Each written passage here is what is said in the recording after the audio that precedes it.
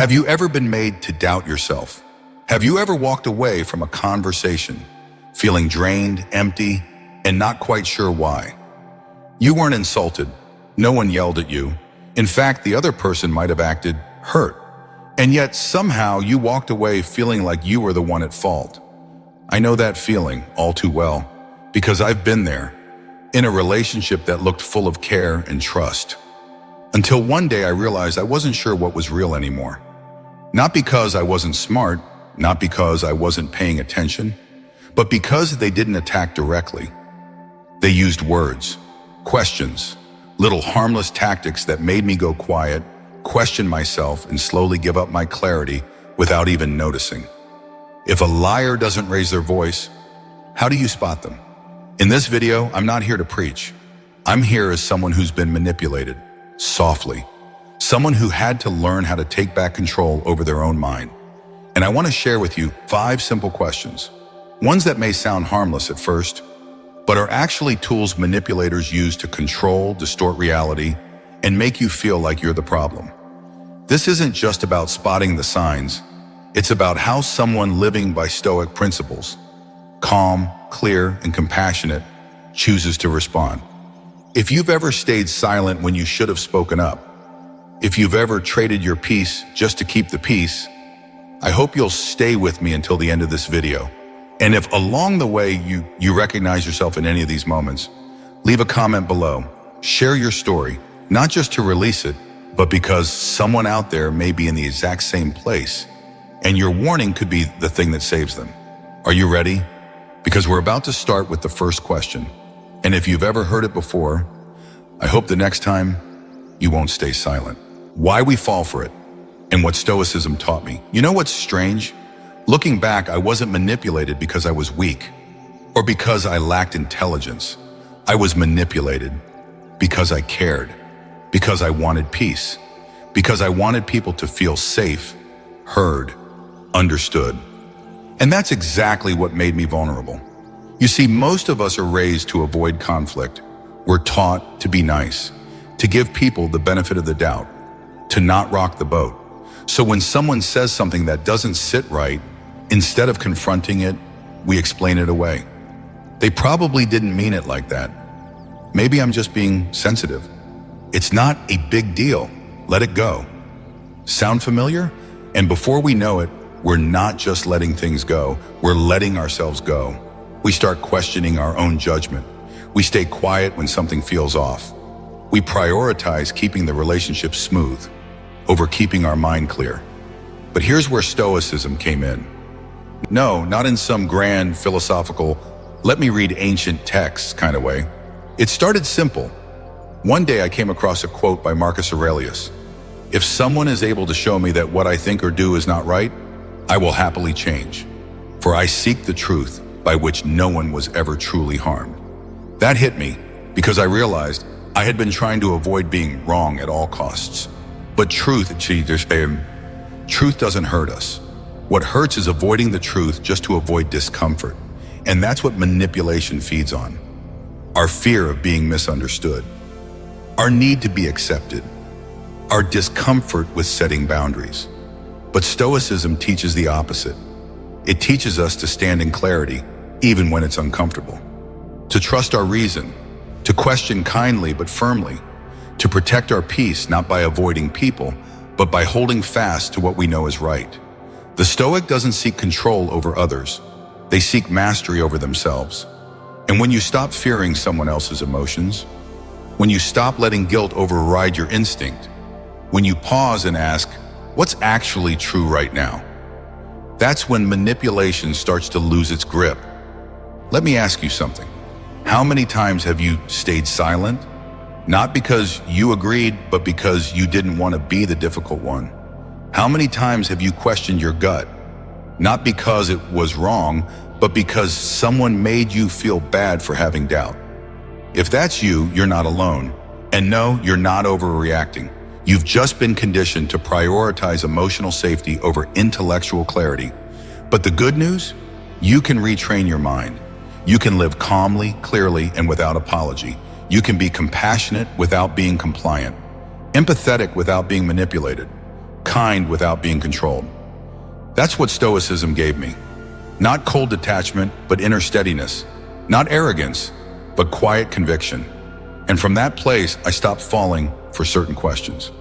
I started hearing them for what they really were. And now I want to show you those questions. The ones that sound like connection, but are really control. Let's start with the first one. It's soft, it's subtle, and it's one that used to shut me down almost every time. Don't you trust me? Let's unpack it. Question 1, don't you trust me? The question that silences your voice. It sounds harmless, doesn't it? Don't you trust me? Just 5 words, soft, familiar, and somehow they managed to flip the entire conversation on its head. I can still remember the first time that question really disarmed me. I was in the middle of asking something simple. A question that, deep down, I needed to ask, because something didn't feel right. My gut was talking, and I was trying to listen to it, and then it came. Wow, don't you trust me? Not in anger, not in arrogance, but in hurt. And suddenly I wasn't thinking about what was true anymore. I was thinking about whether I had offended them, whether I had made them feel unloved, unappreciated. I backed off, apologized even, told myself maybe I was overthinking, and just like that, I let it go. But what I didn't realize at the time was this: that question wasn't about rebuilding trust. It was about ending the conversation. Why this question is so effective? Let me ask you something. Have you ever asked a totally valid question and ended up feeling like the villain? Like you were the one being unreasonable just because you wanted clarity? That's what "don't you trust me" does. It doesn't answer your question. It questions your motives. It makes you feel guilty for even having doubt. And that's the point. It turns the spotlight away from the person being questioned and shines it straight into your conscience. Suddenly, it's not about what they did. It's about how you dared to ask. And if you're like most people, empathetic, peace-seeking, careful not to hurt others, you're likely to back down.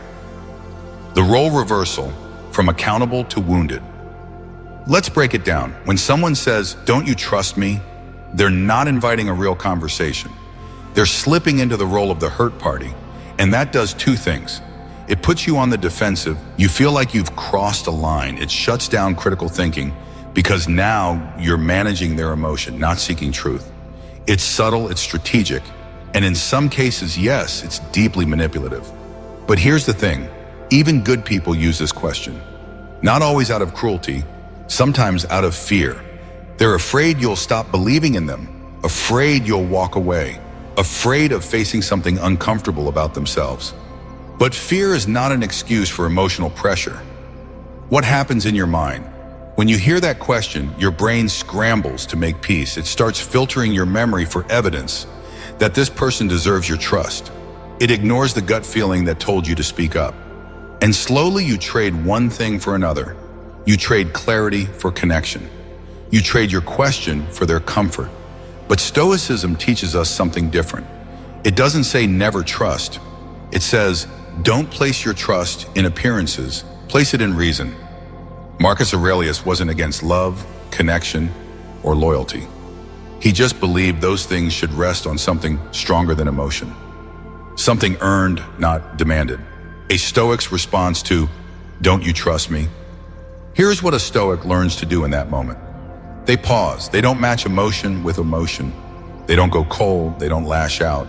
They simply ask a different question in their mind. Am I being asked to trust, or am I being asked to ignore something that doesn't feel right?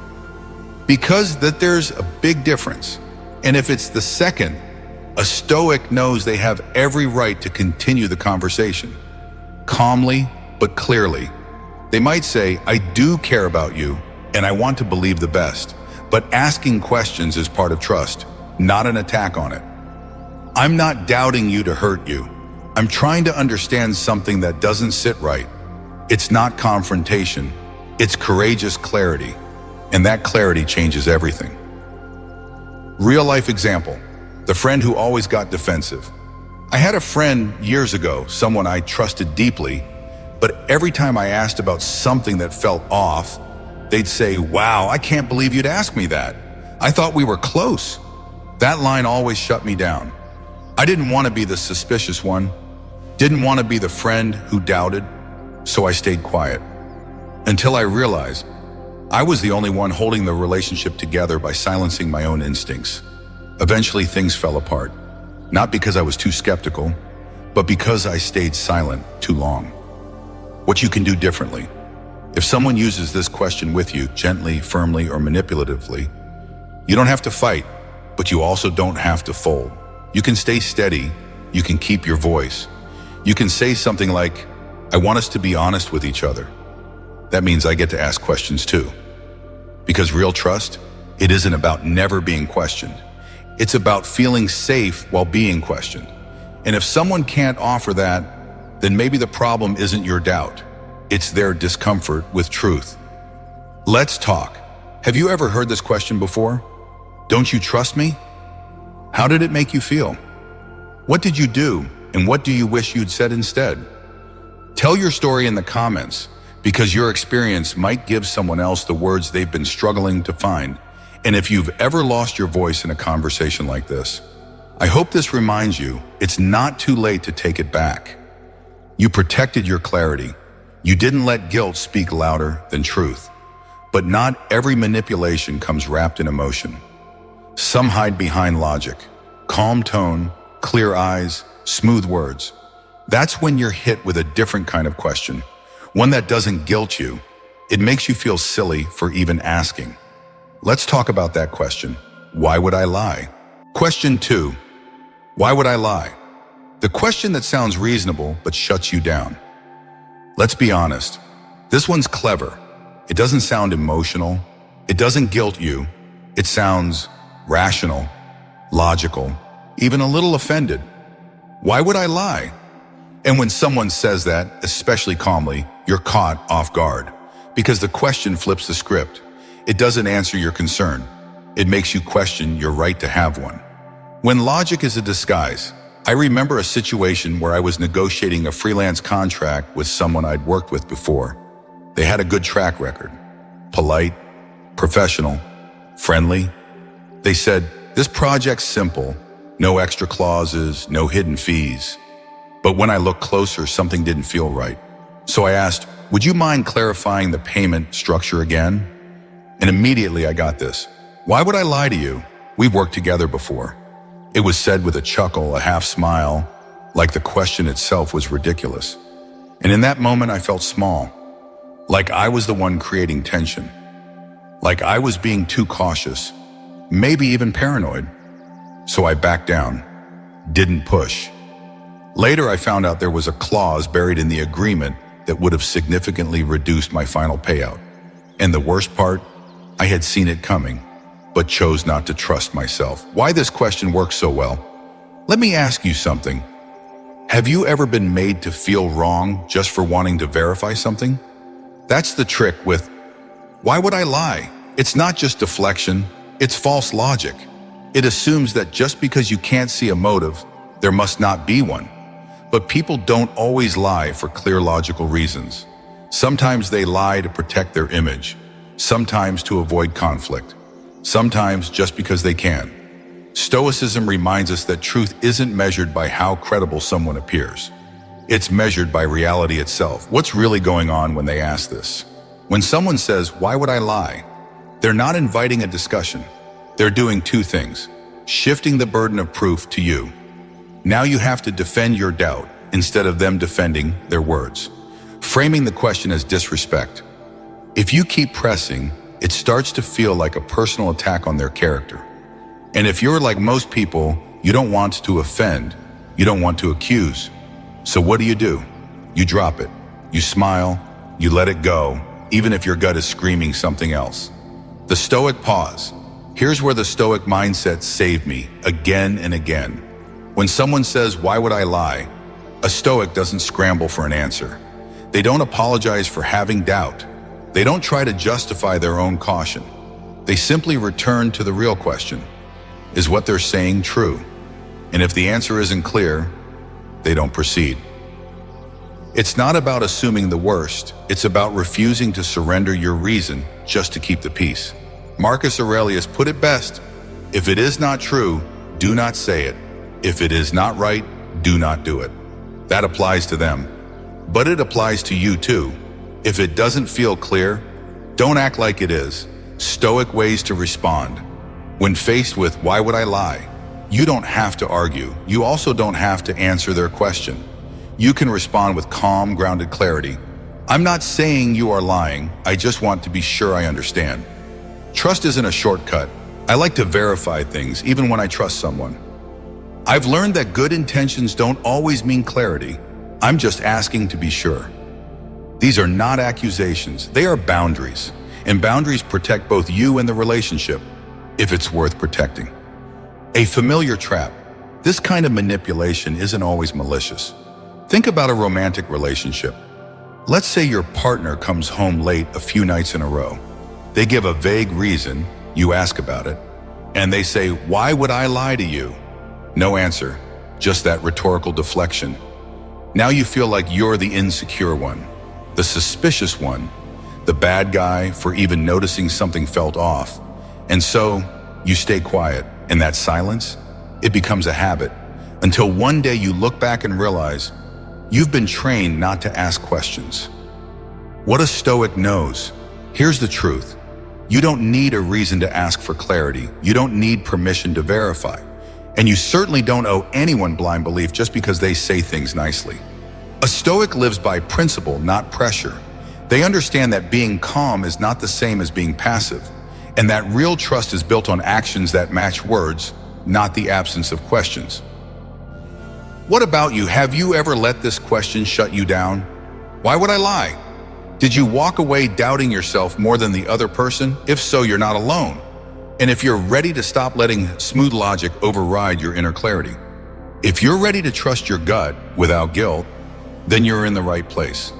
This is true Stoic way, a space where calm doesn't mean silence, and reason always has a seat at the table. If this hit home for you, leave a comment, share your story, because someone out there is facing the exact same question, and your voice might be the one that helps them hold the line. It's strange, isn't it? The first tactic shamed you. The second one made you doubt your logic. But what if they don't confront you at all? What if they pull you closer, softly, and say, "Can you keep a secret?" It sounds like trust, but sometimes that's exactly how the trap is set. Question 3, can you keep a secret? When trust is used as a trap, it doesn't come with pressure. Not at first. It usually comes quietly, almost like a gift. Can you keep a secret? It sounds like trust, doesn't it? Like someone's letting you in, like you've earned a place in their inner circle. But let me tell you something I had to learn the hard way. Not every secret is sacred. Some secrets are setups. The setup you never saw coming. A few years ago, I worked in a small team, tight-knit, friendly. One day, a colleague pulled me aside and said, "Hey, I'm only telling you this because I trust you. But please, don't tell anyone, okay?" And of course I nodded. I mean, what else do you say in that moment? Sure, I can keep a secret. But then the secret came out, and it wasn't some harmless confession. It was serious. It was wrong. It was about our boss using company money in a way that, frankly, crossed ethical lines. Suddenly, I wasn't just holding a secret. I was holding a weight, because now staying silent meant protecting the wrong person. But speaking up, that would make me the betrayer. And just like that, I realized I had agreed to something before I even knew what it was. Why this question is so dangerous. When someone asks, "Can you keep a secret?" what they're often really asking is, will you stay silent, even if this makes you uncomfortable? Think about that. You're being asked to commit without clarity, without context, without a chance to choose based on your values. That's not trust. That's emotional manipulation disguised as closeness. It's not about connection. It's about control. And the worst part, you probably said yes because you're a good person, because you wanted to be trustworthy, because you didn't want to seem dramatic or unkind. But let me ask you this. Since when did being trustworthy mean betraying your own judgment? The psychology of false loyalty. People who use this tactic know exactly what they're doing. They frame the conversation as an invitation. They make you feel special, chosen, But what they're actually doing is putting you in a moral corner. Because once you hear the secret, you're already involved. And now, if you speak up, you're not just calling out a problem, you're breaking trust. Suddenly, you're the bad guy for choosing integrity. That's how loyalty becomes a leash, and how silence turns into complicity. What Stoicism taught me about this. Stoicism doesn't tell us to be cold or suspicious, but it does tell us to be clear. Seneca wrote, "No evil propensity of the human heart is so powerful that it may not be subdued by discipline." That discipline, it starts with pausing before agreeing to anything, especially a secret. A Stoic asks, is this something I should agree to? Will this conflict with my principles?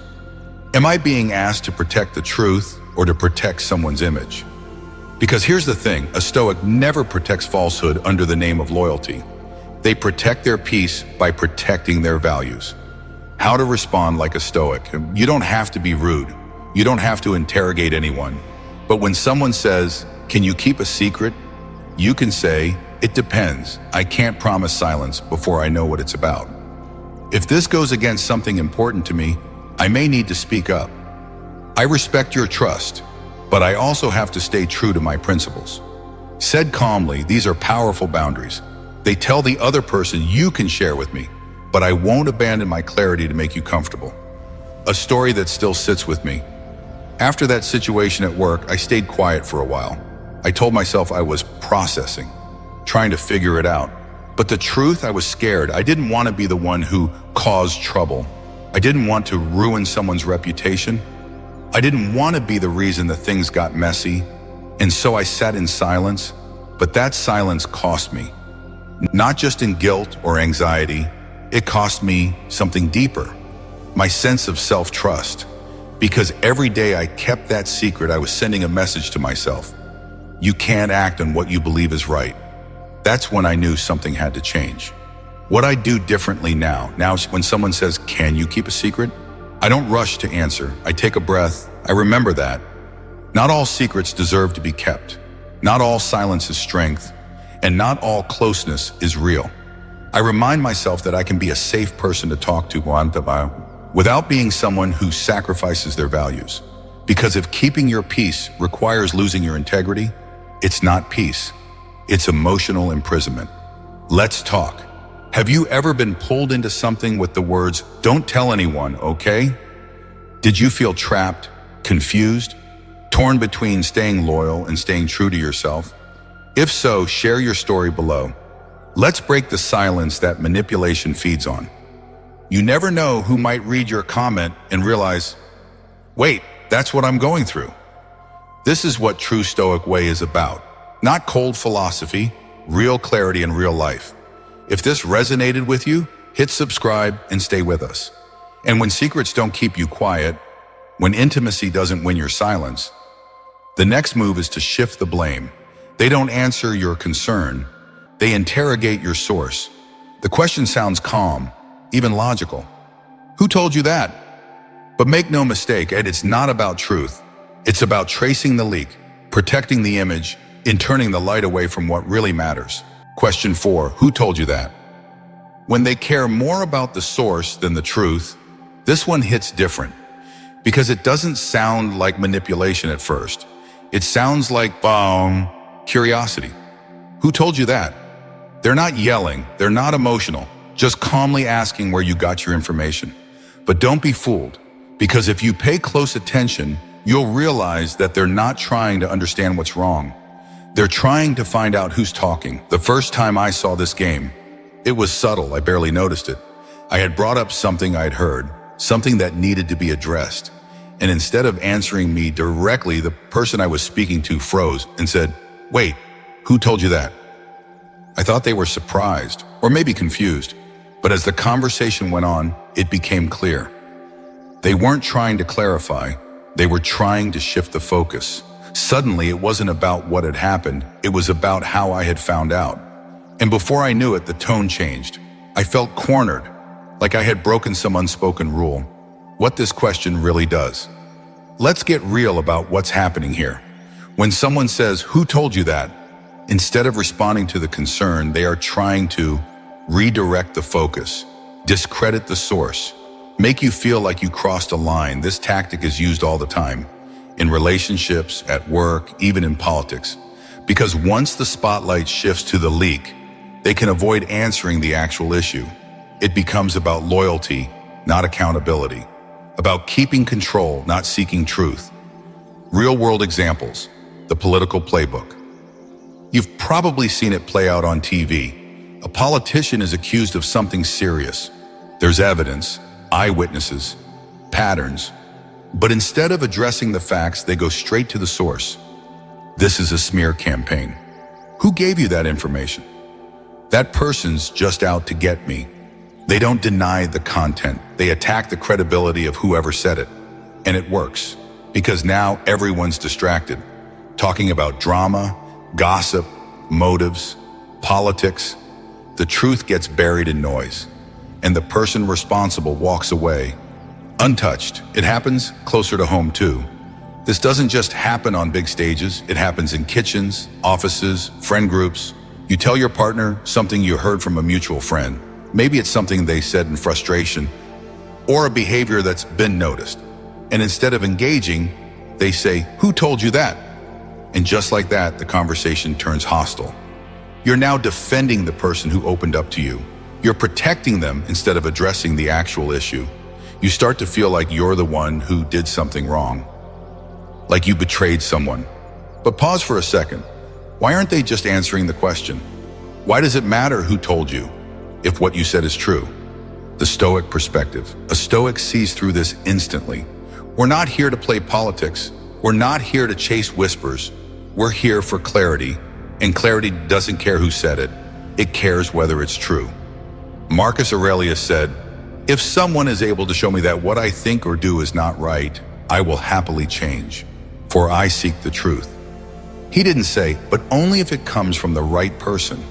He welcomed correction, no matter where it came from. That's what we must learn to do, even when it's uncomfortable. How a Stoic responds to who told you that. You don't have to answer, and you definitely don't have to defend the source. Instead, bring it back to center, gently. Here's what you can say. "I'd rather focus on the issue itself. Can we talk about that? I think the truth matters more than who brought it up. If this isn't true, I want to clear it up. But if it is, we need to be honest about it." You're not hiding anything. You're just refusing to play their game. Because once you enter their deflection, you leave your clarity behind. A moment that changed my mindset. There was a moment, I'll never forget it, where I confronted someone about something they had done to a mutual friend. And the first thing they said was, "Who told you that?" Not, "Is it true?" Not, "Let's talk about it." Just pure redirection. And in that instant, I realized this wasn't about truth. This was about damage control, and I wasn't going to be part of it. Let's talk. Have you ever had someone make you feel guilty for simply bringing something up? Has a simple question turned into an interrogation just because they didn't like what you knew? If so, I'd love to hear your story. Drop it in the comments below. Not just for yourself, but because someone else may be doubting their instincts right now. Your voice could be the one that reminds them, no, you're not wrong for asking. This is true Stoic way, where truth doesn't need credentials. It just needs courage. You see the pattern now, one tactic after another, each more subtle than the last. But when deflection no longer works, when distraction no longer keeps you quiet, they go deeper. They don't just challenge what you heard. They challenge what you remember. And that's where the most dangerous question lives. Don't you remember? Question 5, don't you remember? When gaslighting begins with doubt, this one's the quietest, the softest, but maybe the most dangerous of them all. Don't you remember? Just hearing those words can make your stomach twist. Because now the issue isn't what happened. It's whether you actually remember what happened at all. The first time I felt it, it was a small argument, or at least I thought it was small. I brought up something that had been bothering me, a decision that was supposedly agreed on a few weeks earlier. But I was sure I never agreed. In fact, I clearly remembered saying no. But when I brought it up, the other person just looked at me, puzzled. What? Don't you remember? We talked about it. You were totally fine with it. They said it so calmly, so confidently. They even described the conversation, the place, what I was wearing. And suddenly, I wasn't defending my perspective. I was defending my memory. Why gaslighting feels so real. Gaslighting doesn't start with someone calling you crazy. It starts with moments like this. Moments where someone sounds so sure, so composed, that you begin to doubt your own mind. You pause, you go quiet. You think, maybe I did forget. Maybe I misunderstood.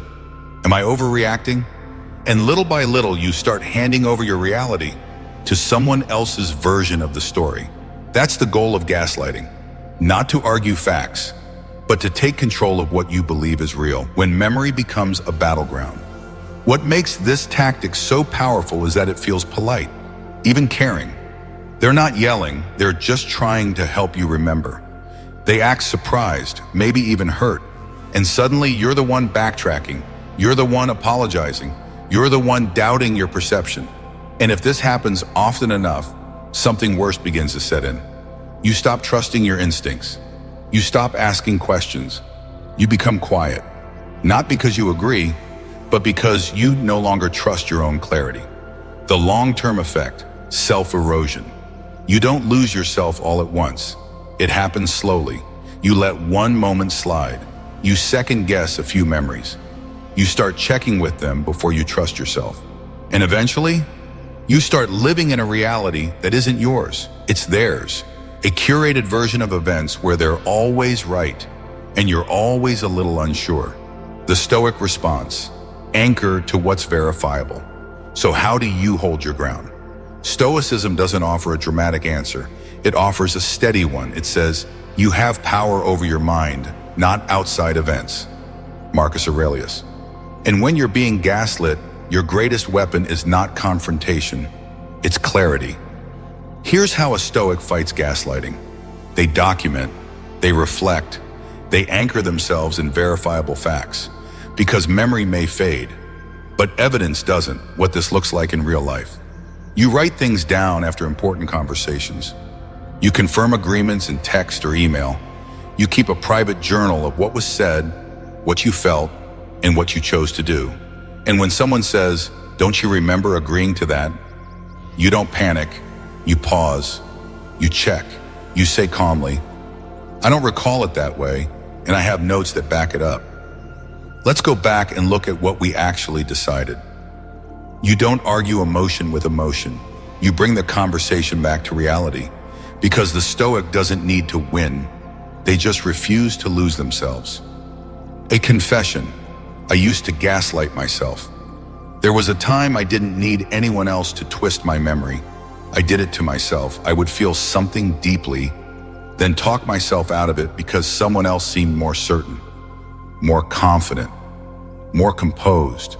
And that confidence made me think I must have been wrong. But here's what I've learned. Confidence is not the same as truth. And your doubt isn't always a weakness. It might be your warning sign. What about you? Have you ever questioned your own memory after someone insisted you were wrong?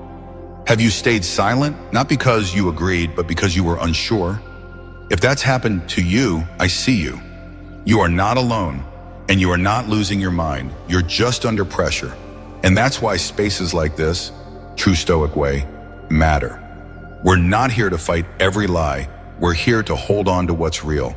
So if this resonated, please share your experience in the comments. Your story could give someone else the courage to trust their perception again. A final thought. When someone says, don't you remember? And it makes you shrink, pause, breathe, and remind yourself, I may not remember everything, but I trust myself enough to ask. And if they truly care about you, they'll welcome that. But if they don't, then maybe it's not your memory that's the problem. It's their need to rewrite it. Up next, we'll wrap everything together and show you how to protect your clarity, your values, and your peace in a world full of half-truths and emotional traps.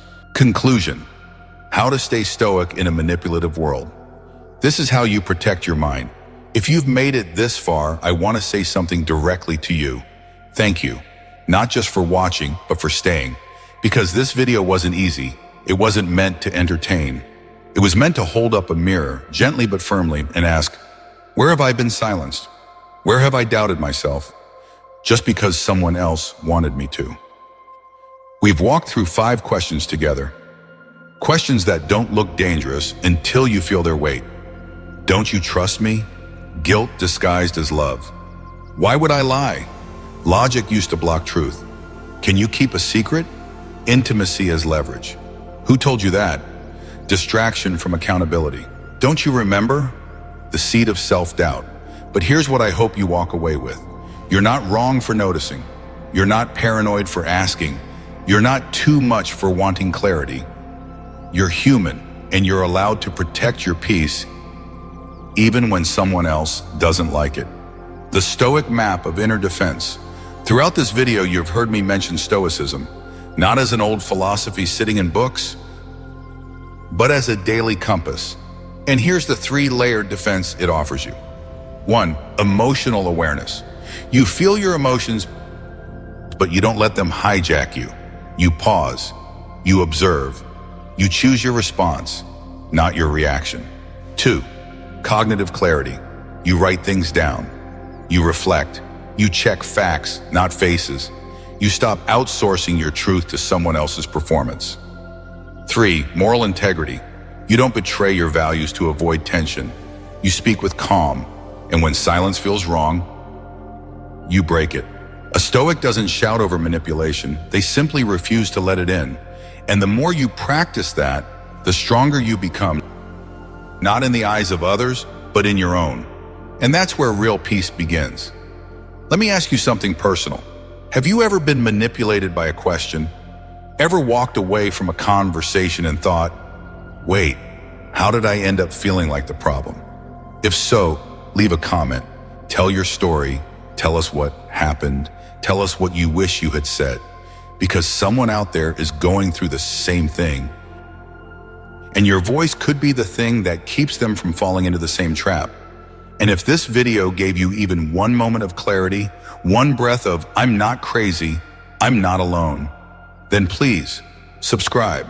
Not because I want the numbers, but because I want this space, True Stoic Way, to be the one place on the internet where clarity is valued more than charm, and peace is protected by truth, not by silence.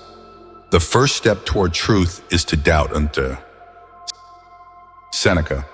So let's keep walking toward it together. I'll see you in the next one.